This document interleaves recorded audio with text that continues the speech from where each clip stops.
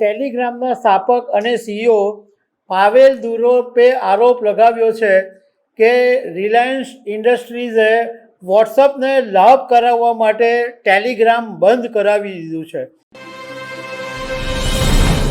ભારતમાં 21 જૂનના દિવસે નીટ યુજી 2026ની પરીક્ષા ફરી લેવાવાની છે. એવા સમયે ભારત સરકારે ટેલિગ્રામ ઉપર પ્રતિબંધ મૂક્યો છે અને આવા સમયે એક એવા સમાચાર સામે આવ્યા છે કે જે બહુ જ ગંભીર છે. ટેલિગ્રામના સ્થાપક અને સીઈઓ પાવેલ દુરોપે આરોપ લગાવ્યો છે કે રિલાયન્સ ઇન્ડસ્ટ્રીઝે વોટ્સઅપને લાભ કરાવવા માટે ટેલિગ્રામ બંધ કરાવી દીધું છે. તો આ ગંભીર આરોપ લાગ્યા છે અને એ પછી નિષ્ણાતોનું શું કહેવું છે આ બધા વિષય પર હું તમારી સાથે વાત કરીશ. મારું નામ રાજેશ શાહ છે અને તમે જોઈ રહ્યા છો ગુજરાતના સૌથી મોટા ડિજિટલ પ્લેટફોર્મ ખબર છે.com.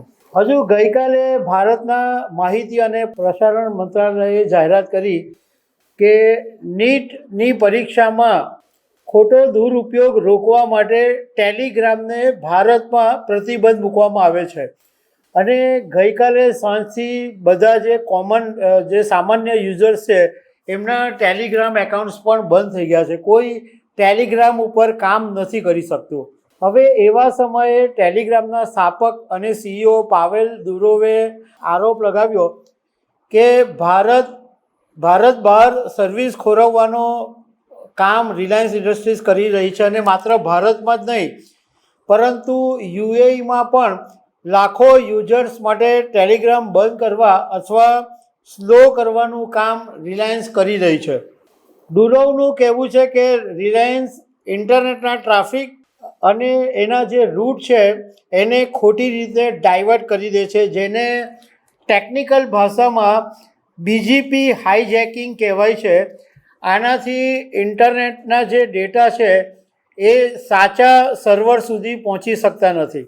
દુરોપે આને એક બિઝનેસ વોર તરીકે ગણાવ્યું છે અને સાથે એવું કીધું છે કે વોટ્સઅપની પેરેન્ટ કંપની મેટાએ રિલાયન્સ જીઓની અંદર મોટું રોકાણ કરેલું છે અને તેથી ટેલિગ્રામને નુકસાન પહોંચાડવા અને વોટ્સઅપને ફાયદો કરાવવા માટે રિલાયન્સ અને વોટ્સઅપ ભેગા મળીને લોબિંગ કરી રહ્યા છે જેથી ભારતમાં ટેલિગ્રામ ઉપર પ્રતિબંધ આવી જાય. હવે આ ગંભીર આરોપો લાગ્યા છે એ પછી હજુ સુધી સત્તાવાર રીતે રિલાયન્સ ઇન્ડસ્ટ્રીઝનું કોઈ નિવેદન નથી આવ્યું, પરંતુ ટેલિકોમના જે નિષ્ણાતો છે એમણે મીડિયા સાથેના એક રિપોર્ટ્સમાં એવું કીધું છે કે દુરોપ છે એ બે અલગ અલગ કંપનીઓ વચ્ચે ભ્રમિત થઈ ગયા હોય એવું લાગે છે. રિલાયન્સ જીઓ જેમાં મેટા કંપનીનો હિસ્સો ખરીદ્યો છે એ મુકેશ અંબાણીની કંપની છે જે ભારતમાં સામાન્ય યુઝર્સને ઇન્ટરનેટ પૂરું પાડે છે, જ્યારે અનિલ અંબાણીની કંપની છે રિલાયન્સ કોમ્યુનિકેશન જે હવે જીઓનો ભાગ નથી પરંતુ દરિયાની અંદર ઇન્ટરનેટ કેબલ્સનું સંચાલન કરે છે અને એ આંતરરાષ્ટ્રીય ટ્રાફિકને અસર કરે છે. મેટા કંપનીએ જીઓની અંદર નાનું રોકાણ કર્યું છે. મતલબમાં નિષ્ણાતોનું કહેવું એમ છે કે આમાં મુકેશનો હાથ નથી, અનિલનો હાથ હોઈ શકે છે, કારણ કે બંનેની કંપનીનું નામ રિલાયન્સ છે અને અનિલ અંબાણીની કંપની છે રિલાયન્સ કોમ્યુનિકેશન જે આરકોમના નામથી જાણીતી છે.